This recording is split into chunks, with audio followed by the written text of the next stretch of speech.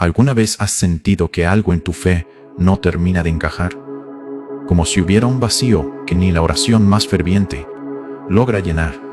Y si te dijera que existe una realidad espiritual oculta, un secreto que ha confundido a miles de creyentes y que al descubrirlo puede liberarte de años de confusión y fortalecer tu relación con Dios de una manera que nunca imaginaste?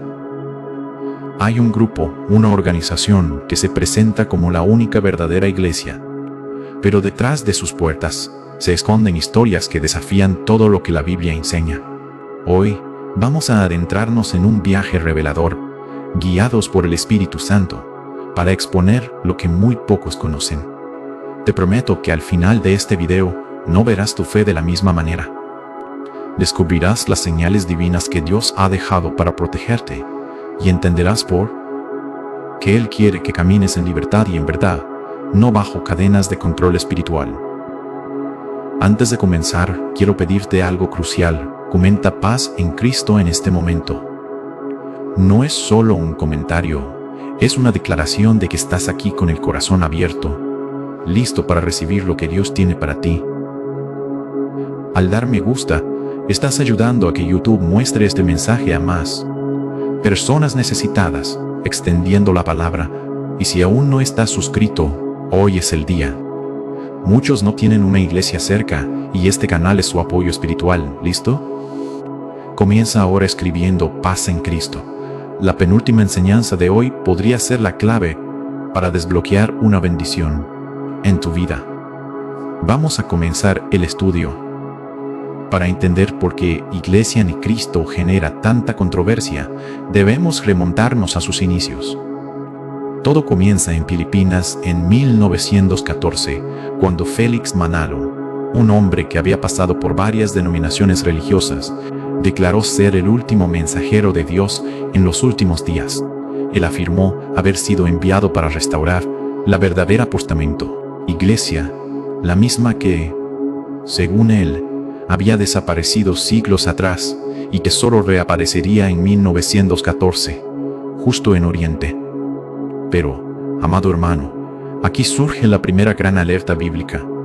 Jesús dijo claramente en Mateo, son las 16 y 18. Edificaré mi iglesia, y las puertas del Hades no prevalecerán contra ella. La iglesia de Cristo nunca desapareció. Siempre ha existido, aún en los momentos más oscuros de la historia, porque su fundamento es Cristo, no un hombre.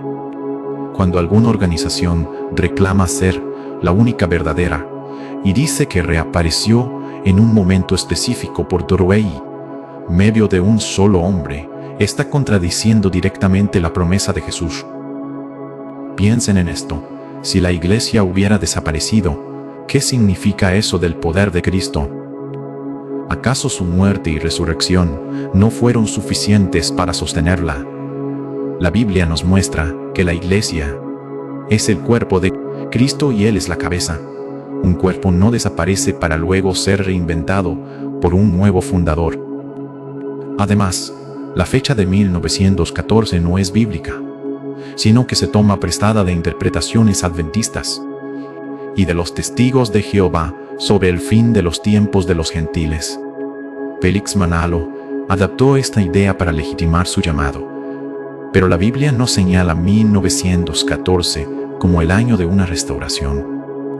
De hecho, el libro de Hechos muestra que la iglesia ya estaba establecida desde Pentecostés, y su expansión fue continua, a través del Espíritu Santo, no de un único hombre en un país específico. Reflexionemos. ¿Cuántas veces, en nuestra búsqueda de certeza espiritual, hemos sido tentados a creer en figuras que prometen una verdad exclusiva? La verdadera iglesia no se define por una organización humana, un nombre o una fecha, sino por la fidelidad a Cristo, a su palabra y por el amor que se tiene los unos a los otros. Aquí no hay secretos para unos pocos elegidos, el Evangelio es para todos. Y la salvación es por gracia mediante la fe en Jesús, no por pertenecer a un grupo específico.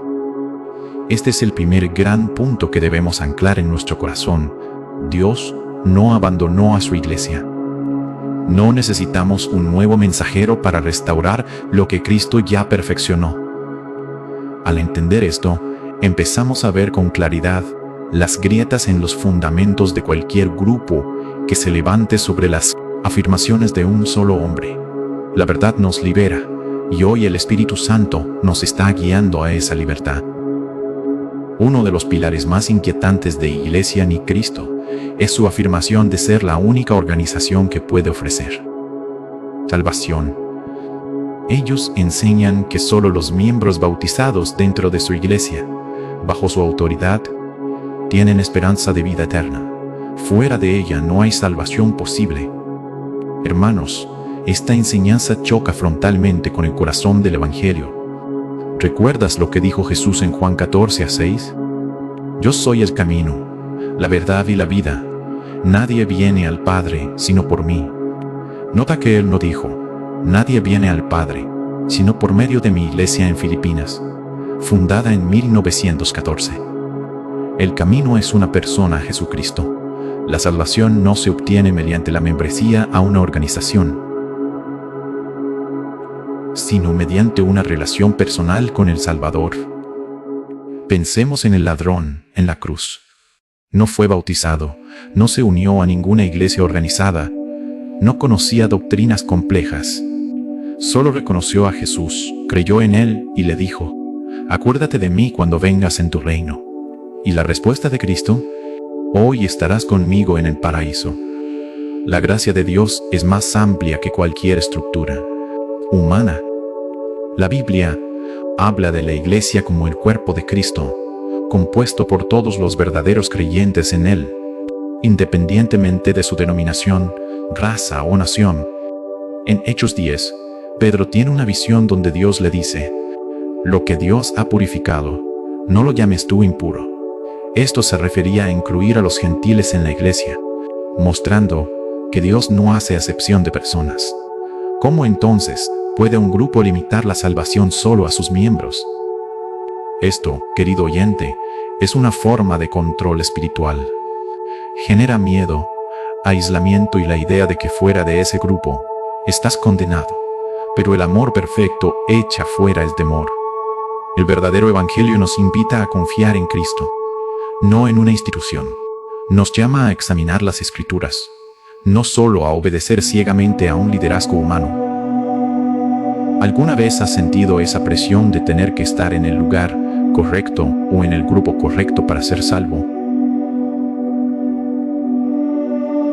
Hoy, el Espíritu Santo te recuerda, tu seguridad está en Cristo, no en una organización. Él es tu roca. Ninguna organización humana puede darte o quitarte lo que Jesús ya ganó en la cruz. Este entendimiento rompe cadenas y nos permite adorar a Dios en espíritu y en verdad, con libertad y confianza. Adentrémonos ahora en una de las doctrinas más complejas y deliberadamente confusas que Iglesia ni Cristo propone: su negación de la Trinidad y su peculiar visión de Dios. Ellos enseñan que Dios es únicamente el Padre, que Jesucristo es un ser creado, no eterno, y que el Espíritu Santo es simplemente el poder de Dios, no una persona divina. Esto, hermano, no es solo una diferencia teológica menor, es un alejamiento radical de la fe cristiana histórica, basada en Wintus Tu, las Escrituras. Desde el primer versículo de la Biblia, en Génesis 1:1, vemos a Dios creando. Y en el verso 2, el Espíritu de Dios se movía sobre la faz de las aguas. Ya hay una distinción, pero es en el Nuevo Testamento donde la revelación se hace plena. En el bautismo de Jesús, Mateo 3:16, restar 17, vemos al Hijo siendo bautizado, al Espíritu Santo descendiendo como paloma, y la voz del Padre desde el cielo diciendo, este es mi Hijo amado. 3 personas distintas, un solo Dios. ¿Por qué es tan crucial esto? Porque nuestra salvación depende de quién es Jesús. Si Jesús es solo un hombre o un ser creado, como enseñan ellos, entonces su muerte no tiene el valor infinito necesario para pagar por los pecados de toda la humanidad. Solo la muerte de un ser divino eterno. Dios hecho hombre puede tener ese poder redentor. Como dice Hebreos, son las 9:14. Cuanto más la sangre de Cristo, el cual, mediante el Espíritu eterno, se ofreció a sí mismo sin mancha a Dios, limpiará vuestras conciencias de obras muertas para que sirváis al Dios vivo. La Iglesia ni Cristo reduce a Jesús a un mero mensajero o ángel poderoso, despojándolo de su divinidad. Pero el apóstol Tomás, al ver a Jesús resucitado, exclamó: Señor mío y Dios mío. Juan, son las 20:28. Y Jesús no lo corrigió. Pablo escribe en Colosenses 2:9, porque en él habita corporalmente toda la plenitud de la deidad. Reflexiona conmigo, si el Espíritu Santo es solo un poder impersonal, ¿cómo puede ser entristecido? Efesios son las 4:30. ¿Cómo puede interceder por nosotros con gemidos indecibles? Romanos son las 8:26. Solo una persona puede hacer eso. El Espíritu Santo es nuestro consolador, nuestro guía, el que nos convence de pecado. No es una fuerza, es la tercera persona de la Trinidad. Esta negación de la Trinidad no es un detalle académico, es una estrategia que centraliza toda la autoridad en la prior interpretación de su propio liderazgo. Si Jesús no es Dios, entonces el fundador de su iglesia puede colocarse en una posición de autoridad única como el intérprete final de la verdad. Nos quitan al Cristo Todopoderoso y nos dejan dependientes de los hombres. Hoy, el Espíritu Santo quiere afirmar en tu corazón la gloriosa verdad. Jesús es Dios. El Padre le ama, el Espíritu le glorifica, y juntos son uno. En esa Trinidad hay amor perfecto, comunidad y poder infinito. Tu fe está puesta en el Dios verdadero, no en una versión reducida, creada por el hombre. Esta verdad es un fundamento inquebrantable. Pasemos a un mecanismo de control muy efectivo y doloroso, el aislamiento. Iglesia ni Cristo enseña a sus miembros a distanciarse de quienes no forman parte del grupo, incluyendo muchas veces a la familia misma.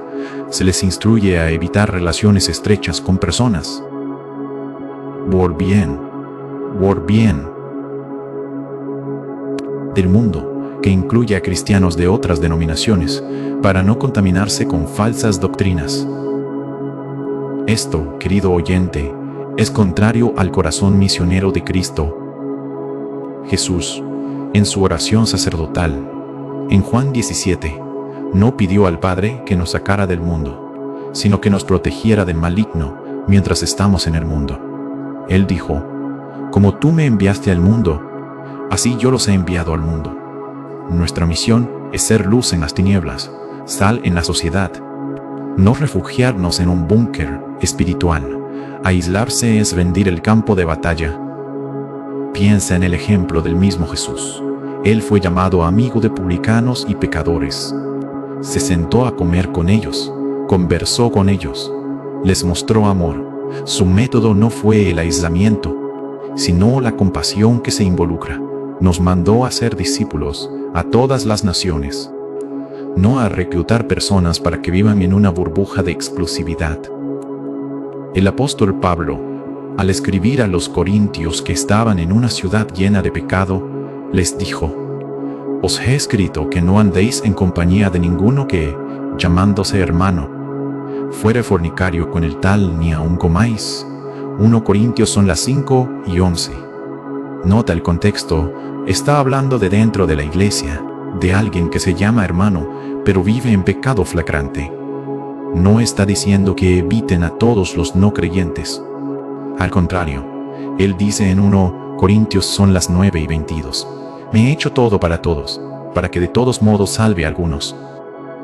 El aislamiento que practican grupos como Iglesia ni Cristo sirve para dos propósitos. Primero, evita que los miembros escuchen perspectivas que puedan cuestionar las enseñanzas del grupo. Segundo, crea una dependencia total de la comunidad cerrada, haciendo que el costo de salir, pérdida de relaciones, apoyo, incluso familia, sea tan alto que muchos prefieren quedarse aún con dudas.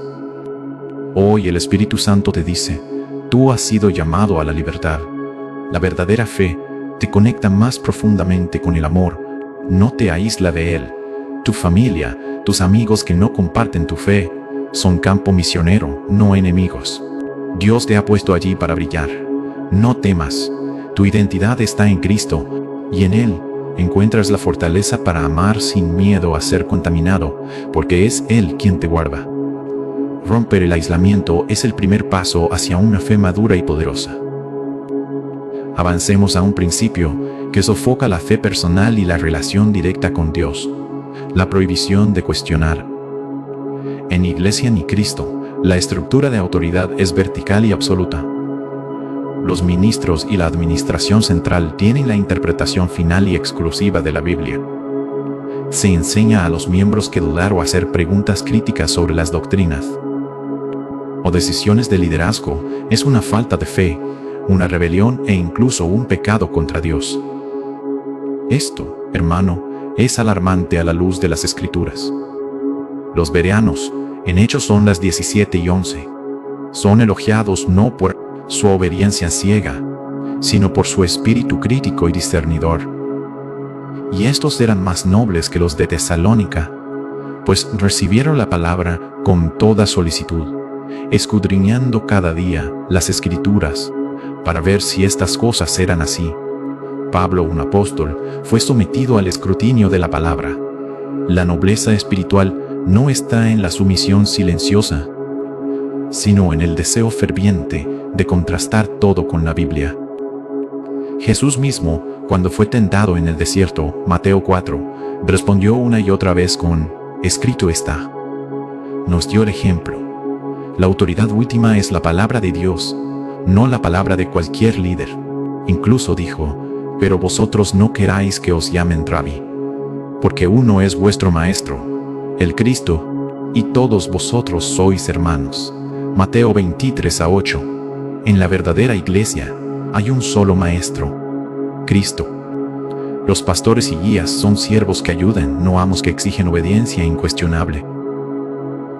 Cuando una organización prohíbe el cuestionamiento, está colocando un velo entre el creyente y Cristo.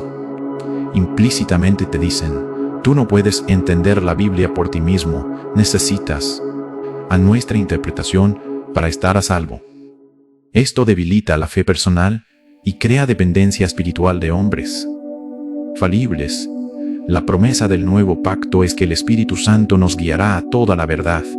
Juan son las 16 y 13. Y que nosotros mismos podemos tener unción y no necesitamos que nadie nos enseñe. 1 Juan son las 2 y 27. Esto no niega el valor de los maestros, sino que afirma nuestra capacidad y responsabilidad personal de conocer a Dios a través de su palabra. ¿Has sentido alguna vez que una pregunta en tu corazón era un signo de debilidad o deslealtad? Hoy, el Espíritu Santo te libera.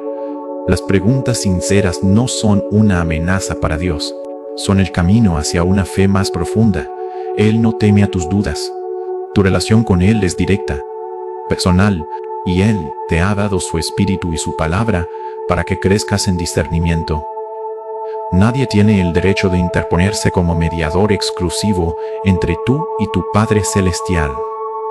Recuperar el derecho a cuestionar, con humildad y basado en la Biblia, es recuperar tu libertad en Cristo. Ahora exploremos cómo se sostiene y crece un grupo con doctrinas tan cerradas a través de un proselitismo intenso, a menudo utilizando el miedo como combustible principal. Iglesia ni Cristo es conocida por su campaña evangelística vigorosa, pero con un mensaje central que no es primariamente el amor de Dios, sino el temor a la condenación fuera de su organización. Se presenta a sí misma como el único arca de salvación en un mundo a punto de ser juzgado. Esto, querido oyente, representa una distorsión del evangelio genuino. La Biblia habla del juicio venidero y llama al arrepentimiento, pero la motivación suprema del evangelio no es el miedo, sino el amor, porque de tal manera amó Dios al mundo, que ha dado a su Hijo unigénito, para que todo aquel que en Él cree no se pierda, mas tenga vida eterna. Juan son las 3:16. El amor es lo que precede y motiva la oferta de salvación. El apóstol Pablo resume su ministerio diciendo, porque el amor de Cristo nos constriñe. 2 Corintios son las 5:14, no el terror. Observa el método de Jesús con la mujer samaritana, Juan 4. No comenzó condenándola ni amenazándola. Comenzó con una necesidad humana, simple, sed. Despertó su curiosidad espiritual. Confrontó su pecado con verdad, pero sin acoso, y le ofreció el agua viva. El resultado fue una transformación que hizo que ella corriera a compartir la noticia, no por obligación, sino por alegría. Cuando el proselitismo se basa en el miedo, si no te unes a nosotros, te vas a condenar. Produce conversiones basadas en la presión y la ansiedad, no en un encuentro genuino con la gracia. También crea una dinámica en la que el miembro se siente obligado a atraer a otros para salvarlos. No por amor desinteresado, sino para cumplir con un mandato y confirmar su propia seguridad dentro del grupo. Esto agota emocionalmente y puede dañar las relaciones personales. El verdadero evangelio es un anuncio gozoso. Es la buena noticia de que Dios en Cristo ha reconciliado consigo al mundo y nos encarga a nosotros el mensaje de la reconciliación. 2 Corintios son las 5:19. Sí, hay una advertencia seria, pero está envuelta en una invitación amorosa. Venid a mí todos los que estáis trabajados y cargados, y yo os haré descansar. Mateo son las 11:28. Hoy el Espíritu Santo quiere sanar cualquier herida causada por tácticas basadas en el miedo. Tu relación con Dios no se basa en el pánico a la condenación, sino en la confianza en su amor salvador. Él te invita a compartir su amor desde la plenitud de tu corazón, no desde el vacío de la obligación o el terror. Eres un portador de buenas nuevas, no de ultimátums. Vive y comparte esa libertad. Llegamos a un punto crucial que ata muchos de los hilos anteriores: el uso de profecías bíblicas. Iglesia ni Cristo basa gran parte de su legitimidad en una interpretación muy específica y cerrada de ciertas profecías, particularmente las relacionadas con el último mensajero y la restauración en Oriente. Toman pasajes del libro de Isaías, Apocalipsis y otros, y los aplican exclusivamente a su fundador y a su organización, afirmando que ellos son el cumplimiento de esas profecías. Hermanos, debemos recordar una advertencia solemne de la palabra, entendiendo primero esto, que ninguna profecía de la Escritura es de interpretación privada. 2 Pedro es la 1:20. Esto significa que las profecías bíblicas no fueron dadas para que un individuo o grupo las reclame como exclusivamente suyas, especialmente de una manera que se centre en una persona. Después de Cristo, la Biblia es su propio intérprete, y su mensaje central siempre apunta a Jesucristo, no a un nuevo fundador humano. Por ejemplo, toman Isaías 41:9. Te tomé de los extremos de la tierra, y de lugares lejanos te llamé, y aplican a Félix Manalo, ser llamado de Oriente. Pero el contexto de Isaías habla claramente del pueblo de Israel.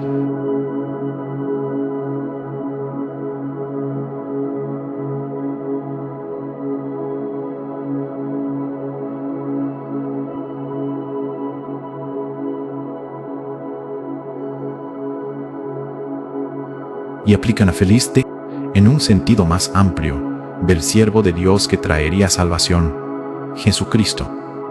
Reorientar estas profecías hacia un hombre en el siglo XX es forzar el texto para servir a una agenda. Incluso en Apocalipsis, donde se habla de un ángel que subía por donde sale el sol, Apocalipsis 7:2, ellos lo ven como símbolo de Manalo. Sin embargo, en el lenguaje apocalíptico, los ángeles son mensajeros celestiales que ejecutan el juicio o la salvación de Dios, no fundadores de iglesias terrenales. El enfoque del Apocalipsis es la soberanía de Cristo, el Cordero que fue inmolado y el triunfo final de Dios sobre el mal. Reducirlo a un código que anuncia una organización específica es perder por completo el mensaje de esperanza y advertencia para la Iglesia universal. Este uso de profecías crea un escudo de legitimidad divina imposible de refutar para el miembro común. Si cuestionas la doctrina, no solo cuestionas al hombre, sino que estás rechazando el cumplimiento de la profecía de Dios. Es un mecanismo poderoso de control, pero la verdadera profecía bíblica siempre exalta a Cristo, nos llama al arrepentimiento, fortalece la fe de la Iglesia y nos da esperanza en su regreso, no en la ascendencia de una institución humana.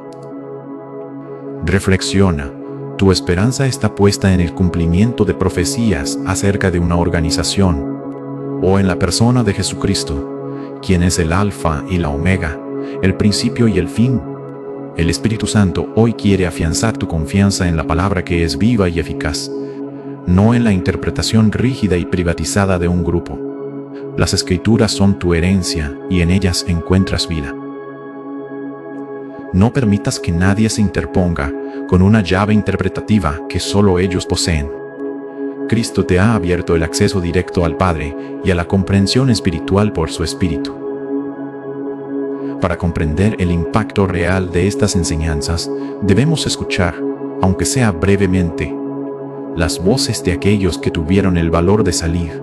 Sus testimonios no son para juzgar, sino para compadecerse y entender la profundidad del cautiverio espiritual y la gloria de la liberación. Muchos describen años de confusión, miedo constante a la condenación, rupturas familiares dolorosas.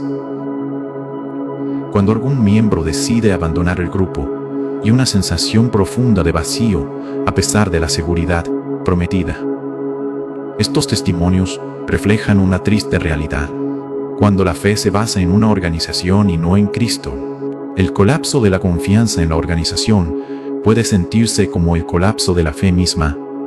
Muchos experimentan un desierto espiritual terrible al salir, preguntándose si Dios los ha abandonado o si están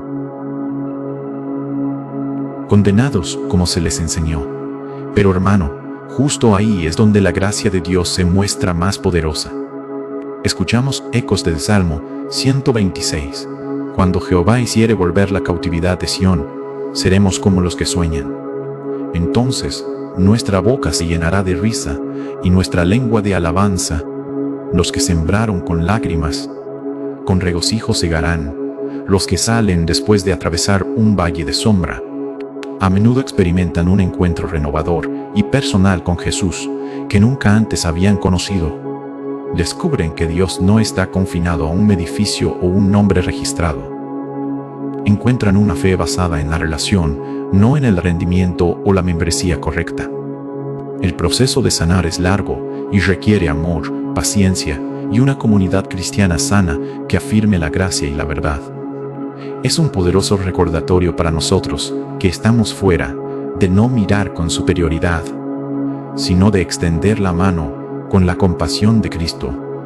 Para ti, que estás escuchando y tal vez has tocado con tu vida alguna de estas realidades, el mensaje del Espíritu es claro. No hay distancia tan grande de donde la gracia de Dios no pueda alcanzarte. Su amor no está limitado por los muros de ninguna organización. Él te conoce por tu nombre, no por tu carnet de membresía. Este bloque nos recuerda el valor incalculable de la libertad en Cristo. No es una libertad para pecar, sino una libertad para amar, para adorar en espíritu y en verdad, para servir sin miedo, y para descansar en la obra consumada de Jesús. Si algo de esto resuena con una herida en tu vida, permite que hoy sea el día en que empieces a creer que hay un Padre que corre a recibirte. No un juez que te expulsa por haber salido de un redil humano,